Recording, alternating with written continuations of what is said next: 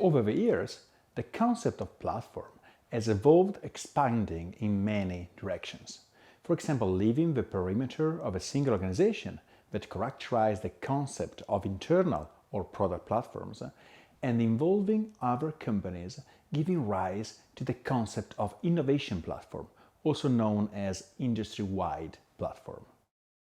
Also in this case, we can start from an example, the personal computer and the work done by Microsoft, Intel and IBM.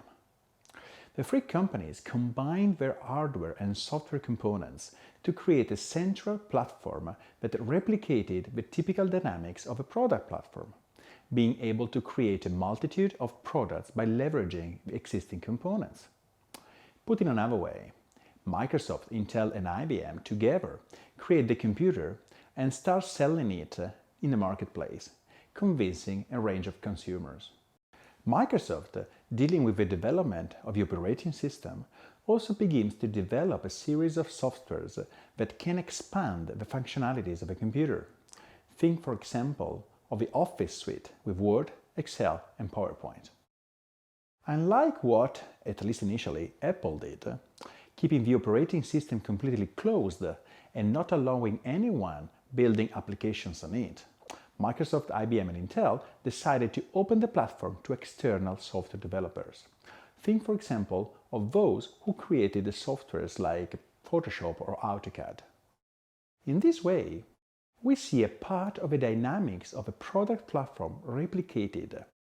On the basis of a set of pre-existing components, in this case the computer and the operating system, it is possible to develop new products, in this case software, without having to rebuild from scratch the whole system.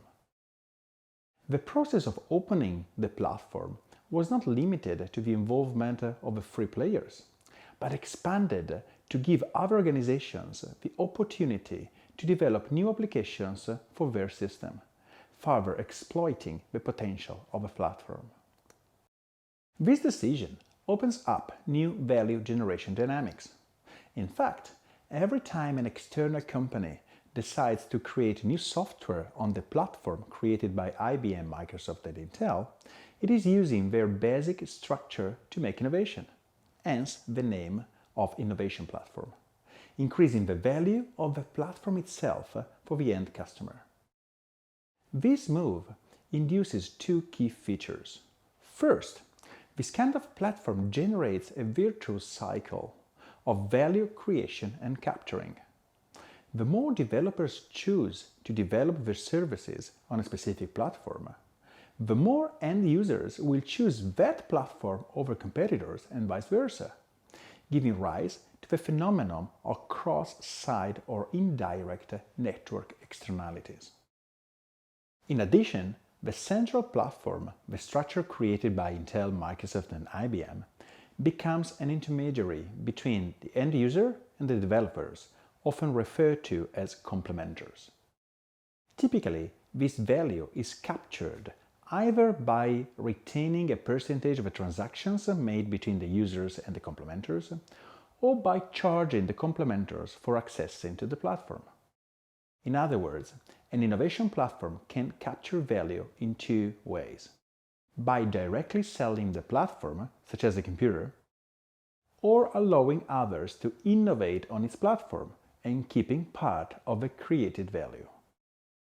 We can define innovation platforms as products, services, or technologies that act as a foundation on which external innovators, called complementers, can develop their own complementary products, services, or technologies.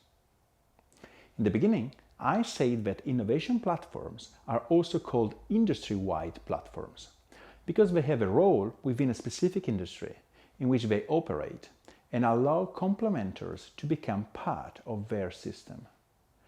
These external innovators have the possibility to work on a semi-finished product, to have a basic structure supporting the work, and through which to reach the final customer.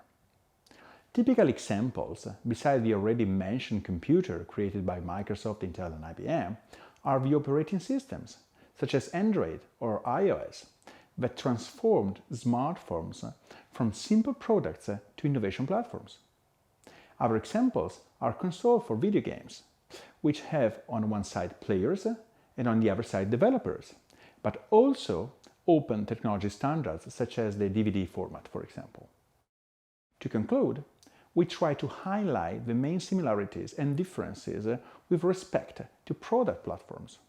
Similarities, like product platforms, innovation platforms enable innovation by simplifying future development processes.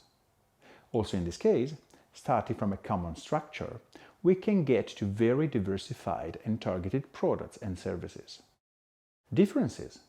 In this case, the platform can be itself a product, like a game console, for example. There are network externalities that, if triggered, can dramatically increase the value of a platform.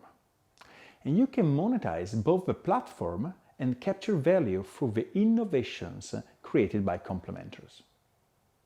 Obviously, we cannot overlook that opening to external actors will make this strategy less controllable than an internal platform, requiring the company or companies that create the platform to decide whether and how much to control what third-party actors will be allowed to do or not to do on their platform.